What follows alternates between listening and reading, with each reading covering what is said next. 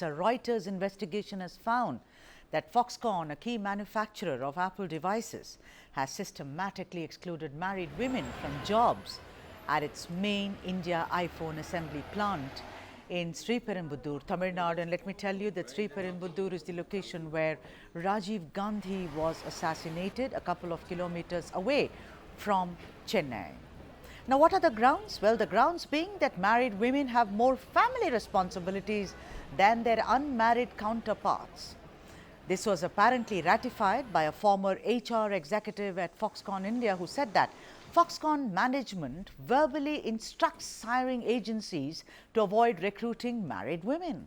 The reason also being that married women are more likely to have babies and therefore absent themselves from work. Even more specious is an argument that traditional jewellery worn by married Hindu women such as metal toe rings and necklaces could perhaps interfere with the manufacturing process due to electrostatic discharge or pose security issues related to theft.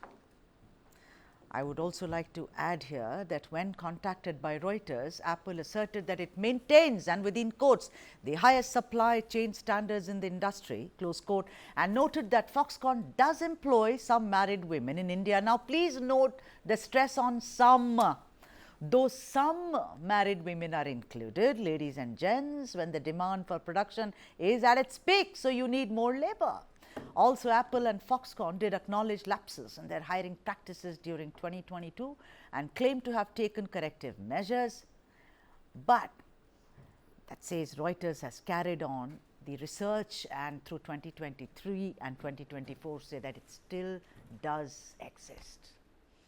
This is no rocket science. It's obvious. This is in gross violation of Indian labor laws and even hiring principles and smacks of gender discrimination and more than anything else, you know what, being extremely short-sighted about ignoring the country's major workforce. I'm going to show you what we are going to talk about and then introduce you to the day's guest. I'm changing the camera right now, ladies and gents. That is what we are talking about. Foxconn's bizarre excuse against women. We've used the word excuse after careful consideration. My colleague Devleena S. Mujumdar, President and Head Human Resources at TV9 Network is with us. Hi Devleena. And we are also going to wait for Brinda Adige, who is a women rights activist. There she is. Hi Brinda, how are you? Good. Okay. Let me start with you, Devleena. Hi. What do you think of this? I mean, don't you think it clearly smacks, because it is a policy, they have denied it and we are carrying those statements, but research has, you know, Reuters has done enough research and they say it's been carrying on 2023 and 2024. I will just go back to what you just mentioned, Sudha, that how short-sighted they could be, that they are ignoring the major workforce in India, and this is a global entity we are talking about. I mean, it's absolutely shocking. And while MNCs are actually talking about leveraging on the women workforce across all levels, in our organization we are taking steps to do that, and here a global entity ends up coming up with bizarre policies. Such bizarre policies, I mean, this is really shocking. Absolutely, and she said it bizarre because I will of course talk about what HR companies are doing now to create diversity, and that means not just gender equality, but seeing that women are right on top. Brinda Adige, this is also in gross violation of Article 14 and 19. I mean, I've been speaking to lawyers and they said right to employment, right to express yourself, right to freedom. You know, let me tell you, the state where you live, Brinda, in Bengaluru, you know, Foxconn kind of tweaked some of their labor policies. But look at this, in Chennai, in Sriperumbudur, no married women because you and I will have babies. Absolutely right, Sudha. And for whatever reasons you use the word bizarre, I want to use the strong legal word discriminatory. Making these kind of excuses, if you may use that word, if you want to, yes. But by law, they do not have the right to even make a statement of that nature, giving all of these lame excuses, because that just goes to show that you are not a professional organization.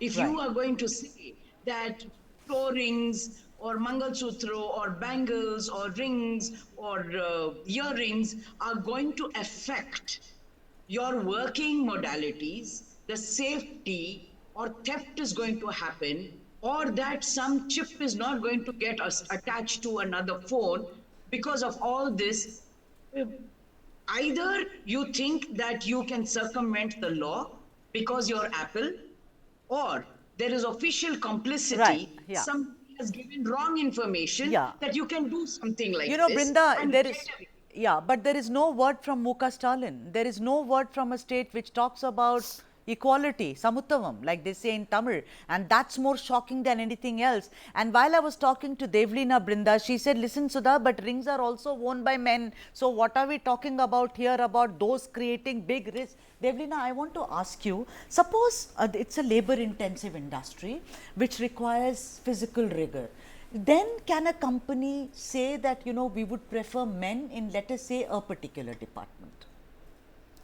See, preference has always been there, and that can be there. That is not, you know, illegal. Like we come from media, we know for while we have people in all shifts, men, women, but for particular, you know, late night shifts, we would prefer male journalists. So preference can always be there, but by law, you cannot, you know, make a mandate. Unless it is heavy weightlifting or something like that. Right. You cannot ever have a mandate that, you know, women, and that to married women. Yeah. Yeah. So that is surprising. That's so okay. that is not compliant. What Right. they are doing is certainly not compliant. So can they be taken to court, you think? Are they? Absolutely. They can be sued for this, and I choose to use this term because I mean, I can't imagine, because in India we have so many manufacturing entities. Yeah. But nowhere there is such rule that women, and that to married women, you know, and that too in this case a guard is, you know, telling them to leave the premise because they are married women. Even that guard has been educated. Yeah, you know, that right. how to do the initial screening. I mean, how unprofessional is that? It is unprofessional and it is extremely unfair. Also, Brinda, there is also in some cases apparently they do allow some married women, and when the labor is at peak, you know, if you need to, let's say, manufacture 2,000 more phones, they say, okay, you come in. Isn't that a double whammy for on discrimination, you think? That you use me when you want it and you throw me when you don't? Right. Absolutely. How is it that your rules change on Thursdays and Fridays and it is okay on Mondays and Tuesdays? What kind of a rule is it that you put down over there to take care of your deadlines for manufacturing and having a production number that you will take women, married women and otherwise women? And how can a company of this stature, because I use the word stature, Apple is known all over for ABCD, you know, professionalism. You are misogynistic, sexist, patriarchal, discriminatory only against married women. That is unbecoming of an organization of any caliber, any stature. We will not even allow a factory, a small factory, to have these kind of things. How is it that the government of Tamil Nadu is quiet? Yeah, that's what is surprising. True. Violation of Article 14 through and through. Yeah, that's what I'm surprised about, because Kanimuri talks about women's rights. You know what they did in Thoothukudi during the, you know, the firing, and they said women are men are equal. But then this is how politics unfolds. You know what? There is, of course, a big impetus given to big industries to come and put up there, you know, like Tamil Nadu, West Bengal, etc. The point is that, is it that we as people are so helpless, Devlina, that we can be used? Because see, on the one hand, even maternity rules have really changed over the years. Absolutely. From my time, 1 year now. Yeah, now mine was 3 months and I have to get back. I'm sure that's what we all face. Now there is paternity. Yeah. You know, on the one hand there has been progress, and there is, like you say, that women are dropped after 10:30, they are not allowed to. I mean, in our organization you also talk about you know, you know, talk a little about that. I want to know. But then on the other hand, there is this another India where such things are unfolding. I think, Sudha, this is very surprising, and in the current scenario, this is maybe one-off case, or maybe some organizations are still adhering to these stereotypes, which are very masked, so we don't get to know. Like, I'm not sure whether Apple has documented this as a policy. Then 100% they can be sued. Coming to our organization, we are a media organization. our main workforce is in North India.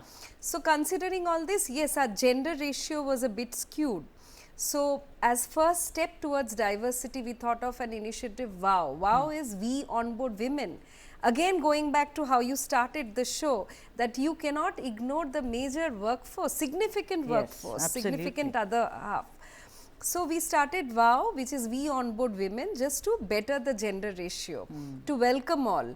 And we found that even our HODs were very supportive. The male HODs, the journalists, senior most journalists, they started actually hiring more women.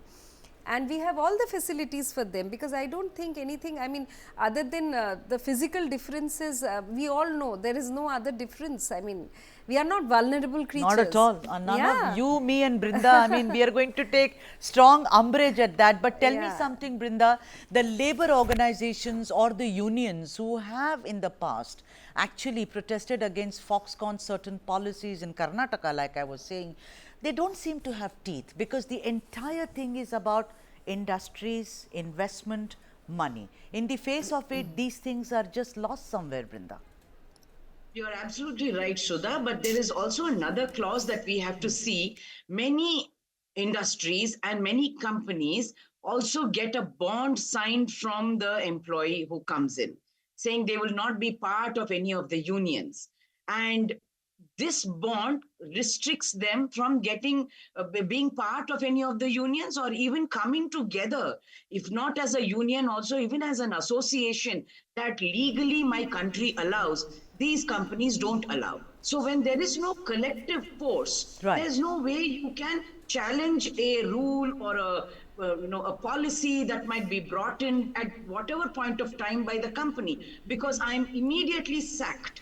And for that, for me to go to court, our labor laws are not too great. So we need to understand that the state has not been very helpful, especially to unorganized labor. Right. And here, when we are talking about this, it is unorganized because there is a contract system and it is outsourced. So there's no direct employee-company relation.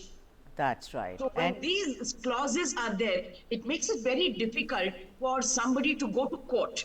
Now, you said we can sue them, but that will be a PIL, a group that is doing from the outside and not the employees presently working there. That's how our laws are also made.